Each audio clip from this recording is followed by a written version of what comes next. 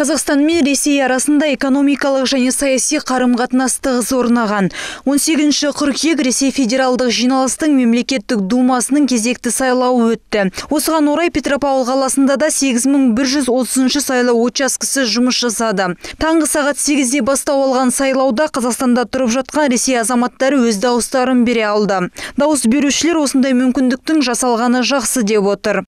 Я очень рада, что бізге осындай мүмкіндік бергені қуантады. Бұл маңызды деп ойлаймын. Мұнда көптеген Ресей азаматтары тұрады. Барлығымыз азаматтық парызымызды өтеу керек деп ойлаймын. Ресей федералдық жиналыстың мемлекеттік думасының сайлауында басқа да партияларға дауыс берушілері болды.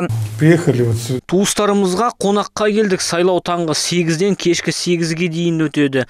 Бізге ыңғайлы уақыт, барлығы жақсы өтіп жатыр. Сайлау бақылаушысының сөзінше 1 сағат көлемінде небәрі 8 адам өз дауыстарын берген. Мен білетін Ресей азаматтарының басым бөлігі өз дауыстарын береді деген сенімдемін. Петропавлда тұратын Ресей азаматтарының белсенді болатынына сенімдіміз. Сайлау ешқандай бұзушылықтарсыз өтуін бақылайтын боламыз. Сайлау сағат кешкі 20:00-де аяқталады. Саналған дауыс парақшалары сайлау комиссиясының төрағасы арқылы Ресей сайлау комиссиясына жіберіледі.